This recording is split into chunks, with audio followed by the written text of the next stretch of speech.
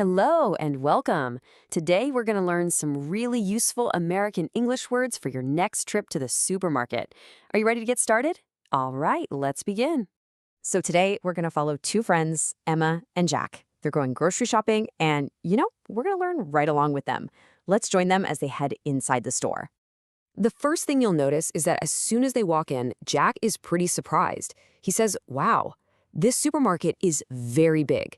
And it's true. American supermarkets can be, well, they can be huge. So Emma asks Jack if he wants a shopping cart or a smaller basket. They decide to grab a shopping cart. A shopping cart. It's that big metal basket with wheels that you push around the store to hold all of your food. Okay, so they start walking down one of the long rows. Jack asks what it's called. Emma explains that this is an aisle. And all the food, it's placed on a shelf.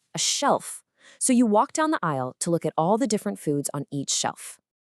Jack is looking for some milk. Emma tells him, "Oh, that's in the dairy section." The dairy section. That's the part of the store where you find all the foods made from milk. Things like cheese, butter, and yogurt. Those are all dairy products. Next up, Jack sees a big sign that says produce. He asks Emma, "What does that mean?" Well, Emma explains that produce just means fresh fruits and vegetables. So, for example, apples, bananas, and tomatoes are all types of produce. Then Jack spots a label on some tomatoes that says organic. He's curious and asks Emma about it. She explains that organic food is grown naturally, so without any chemicals. A lot of people like to buy organic because they think it's healthier. But just so you know, organic food can sometimes cost a little more money. A little later, Jack picks something up. He says, "I found beans in this tin?" He's not quite sure if tin is the right word to use here. You see, in some countries, people do say tin, but what's the word in American English? Emma gently corrects him. She says, in American English, we say can.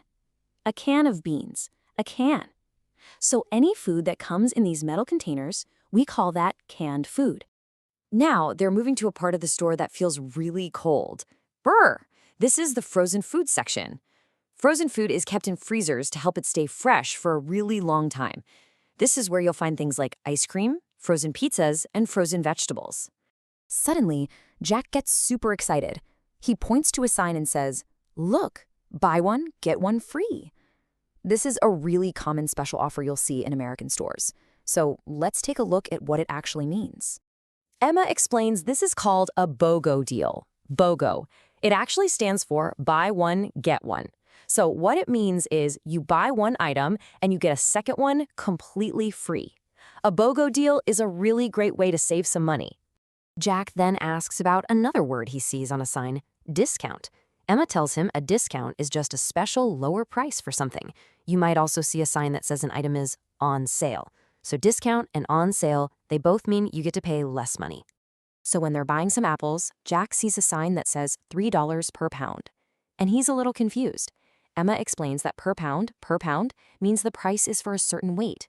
In the United States, we usually measure weight in pounds. Well, their shopping cart is full, so I guess it's time to pay. At the checkout counter, Jack tells the cashier he wants to pay with his credit card. A credit card, it's that small plastic card you can use to buy things instead of using cash money. Okay, so after paying, the cashier gives Jack a piece of paper. He gets a little confused and asks if it's a recipe. Emma clarifies the difference for him. A receipt is the paper that shows what you bought and exactly how much you paid. A recipe, on the other hand, gives you instructions for how to cook something. They do sound pretty similar, don't they? But they are very different. So this is a receipt. The very last question from the cashier is, do you need a bag?